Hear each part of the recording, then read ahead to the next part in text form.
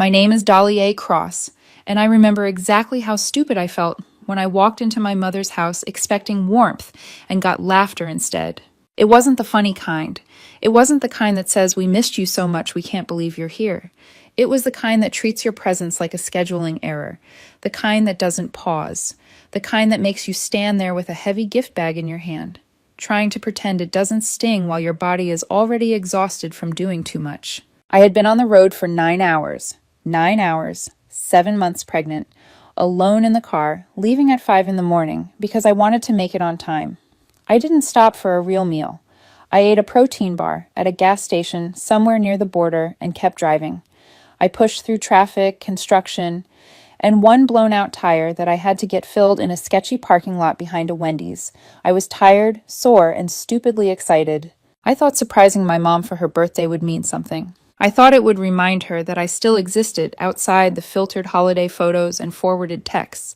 I thought it would be the kind of surprise that makes someone tear up, the kind you tell people about later. I thought showing up in person would matter more than sending a card or a call. The moment I stepped inside, I knew I was wrong. She looked at me with a quick glance, like she was checking to see if I'd brought drama with me. Then she laughed and said, casual as breathing, "Didn't know you were coming. The table's full." That was it. No hug. No, oh my God, you drove all this way. No, sit down. Let me get you water. Nothing.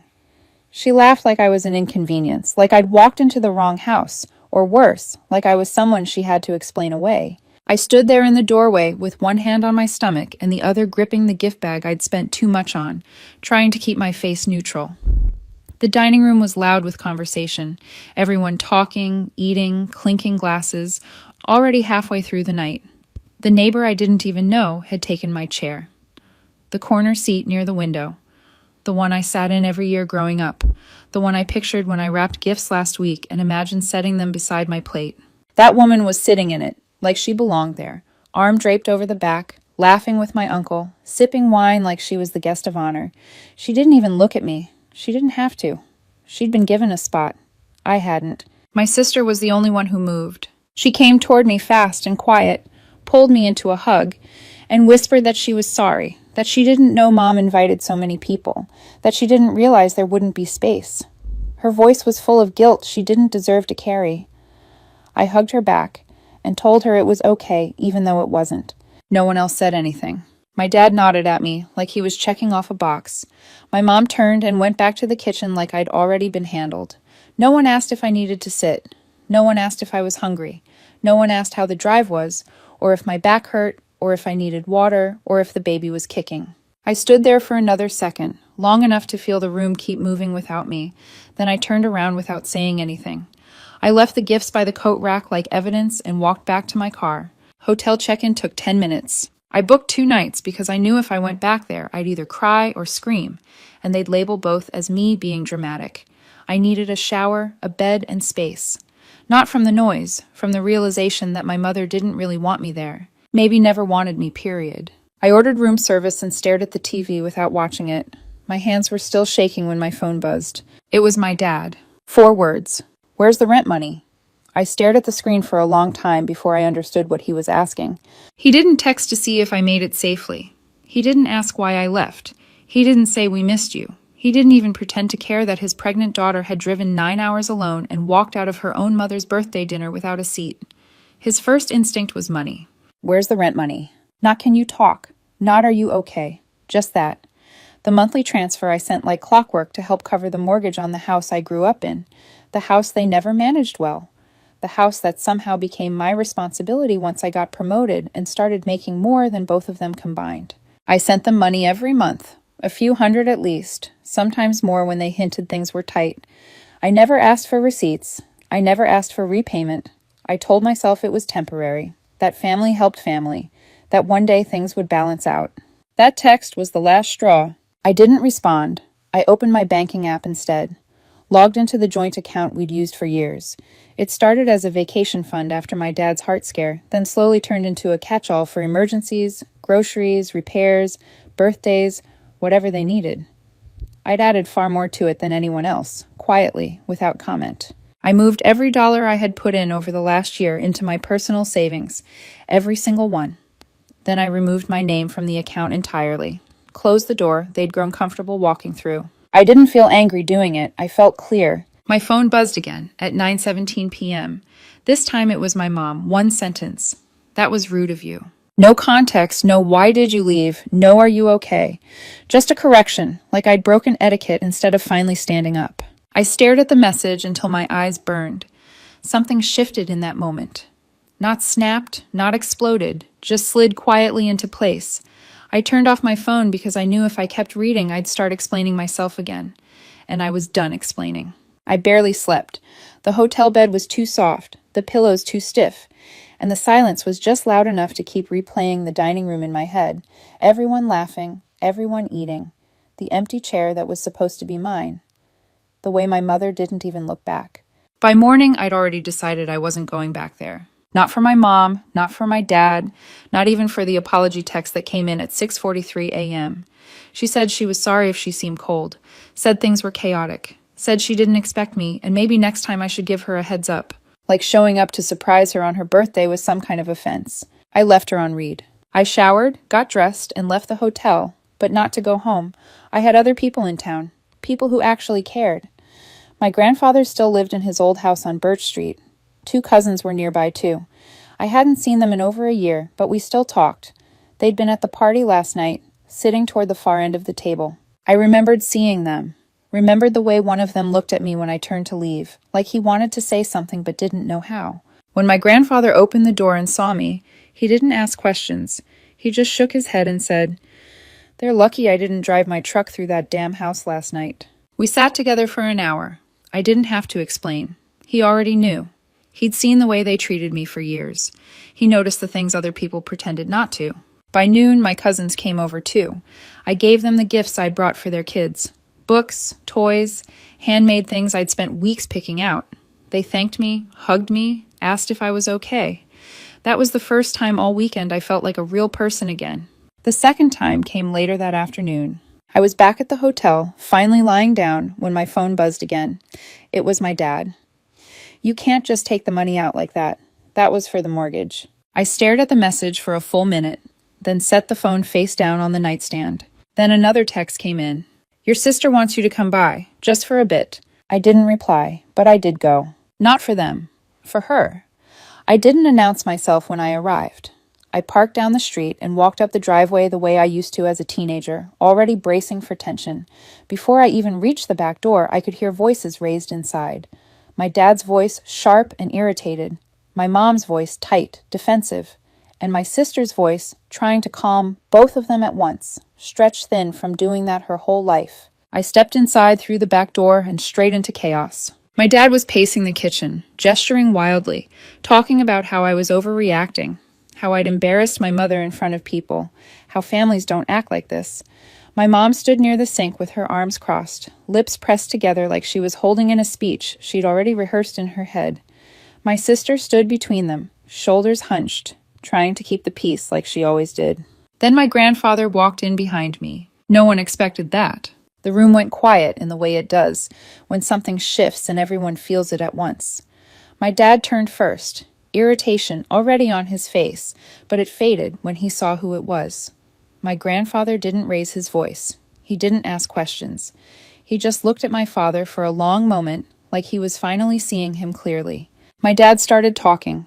I don't even remember what he said exactly. Something about me being dramatic, about how they'd always tried with me, about how I never appreciated what they did.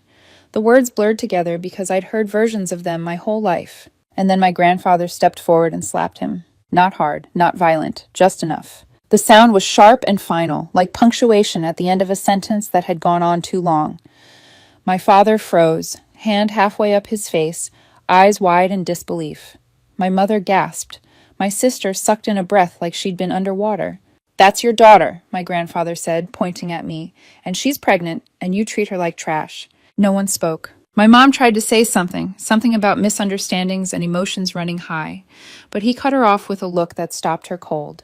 He told them both they had one chance left to fix things, that if they kept pushing me away, they wouldn't just lose me. They'd lose more than they realized. Then he turned to me. "You don't need to say anything," he said. "They've already said enough." I didn't argue. I didn't defend myself. I didn't even look at my parents. I turned to my sister instead, pulled a card from my bag, and pressed it into her hand. Inside was a check for $10,000. She stared at it like she couldn't understand what she was seeing. Her hands started shaking. She tried to give it back, saying she couldn't take it, that it was too much. I told her it wasn't a gift, it was freedom. She started crying. Not loud, not dramatic, just quiet tears she'd probably been holding back for years. I leaned in and whispered that she didn't have to leave right away, that she just needed to be ready when the moment came. I said goodbye to the kids properly this time, gave them their presents, promised I'd see them soon. I didn't stay long. There was nothing else to say. When I walked out, my father was still standing in the same spot, rubbing his cheek, staring at the floor like he was trying to understand how he'd lost control so completely. I didn't care. I drove back to the hotel in silence. Later that evening, my grandfather showed up again, this time alone.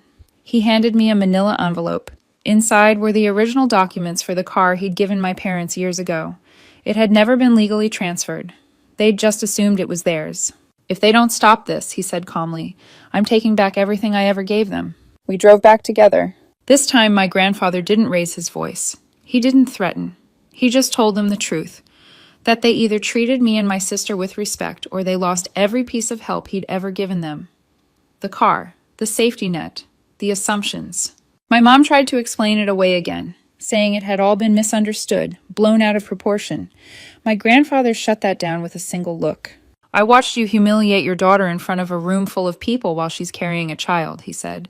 I don't care what excuses you think you have. When we left, my dad didn't follow. My mom stood by the window watching us go, still clinging to the illusion that one more guilt trip could fix everything. She was wrong. Back at the hotel, I packed my bags. My 2 nights were up, but it didn't feel like I was leaving. It felt like I'd finished something. Like a chapter that had dragged on for far too long had finally closed. I wasn't running anymore. I was done waiting. I'd barely made it an hour outside of town before my phone lit up again. Blocked numbers don't stay blocked when people get desperate. This time it wasn't a call. It was an email. Subject line, bold and dramatic like it was a summons. Let's not end things this way. It was from my mother. I deleted it without opening. 15 minutes later, another email came in. This one from my dad.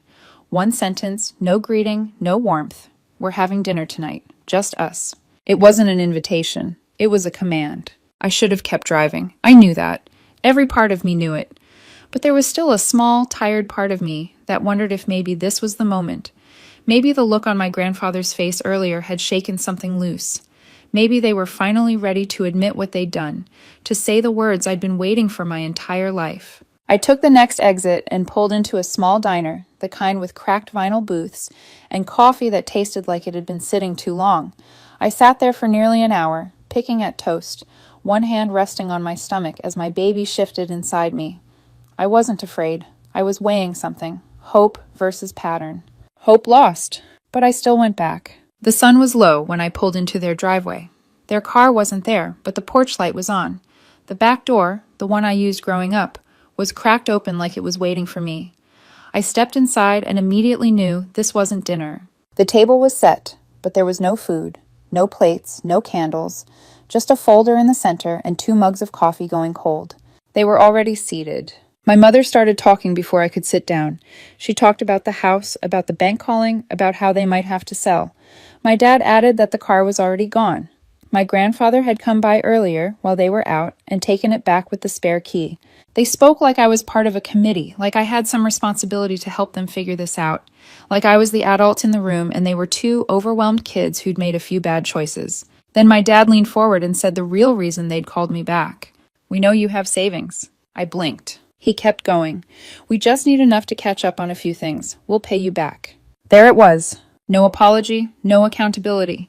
Just another transaction. Another attempt to pull me back into the role they'd assigned me. Fixer, fallback, safety net. My mother added, "Don't be selfish." Like that was the magic word that had always worked before. I stood up. That's when I noticed the folder on the table. It wasn't bills. It wasn't foreclosure notices. It was a life insurance policy. On me. Taken out the year before. I recognized the provider immediately. I used to work in finance. You can take out a policy on someone if you can prove insurable interest. Parents can do it. But the signature at the bottom wasn't mine. I stared at it, my hands still, my body cold in a way that had nothing to do with fear. They started talking all at once. It was just a precaution. People do it all the time. It didn't mean anything. They were just trying to be responsible. I walked out without a word. I called my husband from the car and told him everything. He didn't ask questions. He didn't try to calm me down. He just said, "Come home. Now." The next morning I reported the fraud. And that still wasn't the end of it. Because what they didn't know, what they couldn't have predicted, was that I hadn't come to town just to visit. I'd been house hunting quietly, in that same town, for months. And that afternoon, I put in an offer. It was accepted within hours. I didn't tell anyone about the house at first. Not my parents, not my sister, not even my grandfather. I needed the paperwork to clear before I let myself believe it was real. It was small, older, nothing flashy, but solid. Good bones. A fenced yard. Close enough to a school that I could picture backpacks on the sidewalk in the mornings, the kind of place a single mom with kids could finally breathe. The moment I wired the down payment, something inside me shifted. It wasn't relief, it was ownership. Not of a house, but of my own life. For the first time, I wasn't trying to make space in theirs. I was building something they couldn't reach. By noon the next day, I was already making plans. I called the leasing office of my sister's apartment complex and told them I'd be transferring a lease. Not for me, for her. I paid 3 months up front and scheduled move-in for the following week. I didn't ask her first. I knew if I did, she'd say no out of habit. I picked her up that afternoon. She looked exhausted, like she hadn't slept in days. She said Mom had been quiet all morning, overly polite, which was always worse than yelling. Dad was gone, out looking for work, which usually meant driving around avoiding responsibility. I didn't explain anything in the car. I just asked if she trusted me enough to take a short ride. When we pulled up to the house, she didn't understand. She thought maybe I was dropping something off or picking something up. I parked, handed her the keys, and said, "You're free." She stared at them for a second, then covered her mouth with both hands. The sound that came out of her wasn't even crying at first. It was disbelief. She kept shaking her head, saying she couldn't take it, that it was too much, that she hadn't earned it. "You earned it every day you survived in that house," I told her. "This is just overdue." We walked through the rooms together. The place smelled like fresh paint and something new. Her youngest ran straight to the backyard and took off like he'd been holding his breath for years. Her oldest asked if he could paint his room green. I watched her face change as she realized this wasn't temporary, that this wasn't a promise that could be taken back later. "They're going to be furious," she whispered. "Let them be," I said. "They don't get to control this anymore." That evening, while she packed, I went back one last time. Not for a fight, for closure. My grandfather came with me. We didn't knock. My mother sat on the couch pretending not to notice us. My father stood in the kitchen like he'd been waiting. He asked where my sister was. I told him she was safe. That was all he needed to know. My grandfather placed an envelope on the table. Inside was a letter from his lawyer. Formal, final. It revoked their access to any future inheritance. The house, the land, the savings, all of it rerouted. None of it would touch their hands now. My mother shouted that we were turning the family against them. For the first time in my life, I answered without shaking. "You did that yourselves." They threatened to call the police. Over what, I'm still not sure. My grandfather smiled and said he'd love to explain everything to them. We left. Outside, the air felt lighter. My grandfather looked at me and said, "I should have done this years ago." The next morning, I packed my last bag and left town for good. At the gas station just outside the city limits, my sister called. She said the kids were asleep on mattresses on the living room floor, boxes stacked by the door. She said thank you over and over like it was a prayer. I told her we were just getting started. I wasn't moving back for my parents. Never again for them. I was moving back for her, for my niece and nephew, and for the baby I was about to bring into the world. A child who would grow up surrounded by people who knew how to love without conditions. I hadn't destroyed anything. I just stopped pretending. 2 weeks after I left, my sister was officially out. Boxes gone, kids settled. Her voice on the phone sounded lighter, like someone had opened a window in a room she'd been suffocating in. She told me the kids slept through the night for the first time in years. No crying, no pacing, no whispered arguments bleeding through thin walls. I didn't realize how bad it had been until it stopped. I didn't hear from my parents at all during that time. Not a call, not a text, not even a guilt-laced check-in. The silence felt different this time. Not tense, not waiting, just empty, like a room after the furniture has been moved out. Then a voicemail landed from a number I didn't recognize. It was my mom. Her voice sounded tired, rehearsed, like she was reading from a script she didn't quite believe. "We don't know where we went wrong," she said. "You win." That was it. She really thought this was about winning. The next day, a letter came in the mail from my dad. No apology, just a list: food, shelter, birthday parties, school supplies, all the things parents are legally and morally obligated to provide, written out like invoices. He ended it with, "One day your child will turn on you too." I threw it away without reading it twice. 3 weeks later, my daughter was born. Elise. She arrived quietly, stubborn and perfect, like she already knew the world didn't need more noise. My sister was in the room. My husband never let go of my hand. My grandfather waited just outside the door, pacing like he had when I was born. When they placed her on my chest, I felt something settle that I didn't know had been loose my entire life. She would never grow up wondering if she was loved. She would never learn that affection came with conditions or silence was the price of belonging. She would never stand in a doorway holding gifts while people laughed around her. We came home to a house full of warmth. Not loud, not dramatic, just steady. The kind that holds you without asking anything back. No calls, no letters, no last-minute attempts to rewrite history. My parents disappeared into the silence they'd created, 2 towns over, according to someone who thought I should know. I didn't care. Life moved forward. Quietly. Honestly. My sister and I sat on the porch some nights after the kids fell asleep, coffee in hand, talking about the childhood we survived instead of the one we were supposed to remember fondly. We laughed sometimes. We cried a little. Mostly we just told the truth without flinching. One afternoon, I was cleaning out the top shelf of the hall closet and found an old white box of party decorations from years ago, streamers, ribbons, a half-used pack of pink and gold place cards, one still red, reserved for Aunt Dolly. I stared at it for a second, then dropped the whole box into a trash bag and took it outside. It didn't feel symbolic. It felt overdue. Weeks later, a coworker messaged me something casual. "So sweet you finally reconnected with your family. Your mom's post looked beautiful." I didn't understand until she sent a screenshot. A photo from my mother's page, a birthday party for my niece, pastel balloons, smiling faces, a caption about being grateful to have most of the family together, no empty chairs, no mention of us. Just a carefully framed version of reality where I had simply faded out.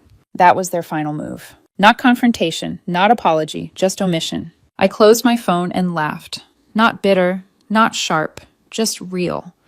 Because it was almost impressive how committed they were to pretending I'd simply chosen not to belong instead of walking away after being pushed out for the last time. I wasn't gone. I had left. And there's a difference. Now, when Tyler visits, he doesn't ask if he's allowed to be there. When my daughter cries, no one tells her she's too much. When we bake cookies in the kitchen and make a mess of flour and laughter, no one flinches or corrects the volume of joy. That's the life I chose. Not revenge, not distance for distance's sake. Clarity. I didn't burn bridges. I stopped crossing them alone.